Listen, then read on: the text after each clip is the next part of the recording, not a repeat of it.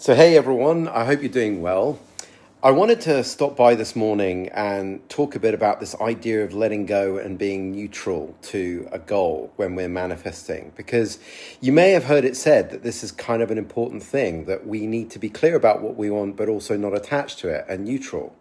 But what does this exactly mean, and how do we do it, and why does it work? Well, from what I see, whenever we are trying to create an outcome and we want an outcome, the outcome is actually of secondary importance. Why? Well, because what we're actually looking for when you really dig down isn't the outcome so much as the feeling that you think that that outcome will give you. If you just take a moment right now, think about the goals that you're pursuing and what you're trying to create. Why do you want them? My bet is that as you drill down and you really keep going, well, why do I want that? Why do I want that? Why do I want that? You'll always see that at the end of a goal or an outcome is a feeling. Happiness, peace, gratitude, freedom. But here's the thing, those feelings aren't outside of you.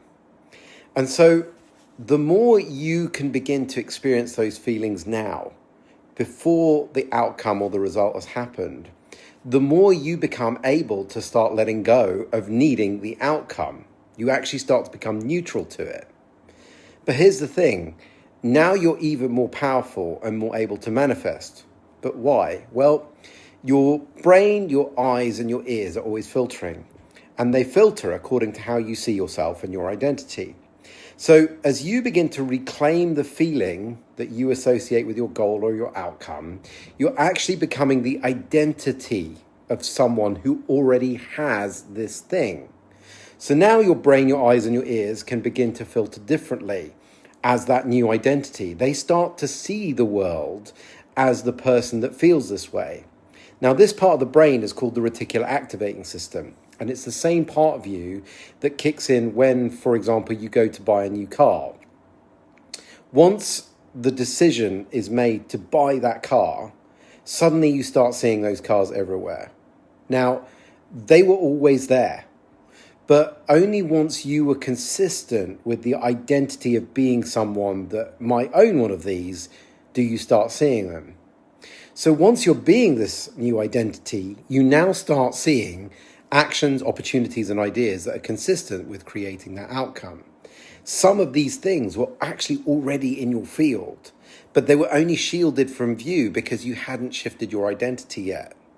And this explains why we have so much trouble manifesting, right? Because we keep trying to create new outcomes while we're still being the version of ourselves who felt and lacked that outcome. And it has this effect of locking our consciousness from being able to see how to move forward. And our attempts to create feel like, on the one hand, pushing something up a hill. So it's effortful and hard work because one part of us is moving forward, but the other part is pulling back. So my invitation for you today is take one of your goals that you're looking to create and then ask yourself truly, what do I hope I'll feel if this happens? And then your job is to every day start asking yourself how you can begin tuning into and feeling this way more often and actually take the time to do it. And if you'd like to find out more about how you can create more effortlessly from changing your identity, then we've got a new program called The Shift that's starting on the 24th of March. It's an intensive program that's designed to help you understand the mechanics of manifestation, remember your power, and finally break through limitations. And you can find out more details at breakthroughthat.com. Anyway, I hope this was helpful, and feel free to share any comments below, and sending you lots of love. Take care. Bye.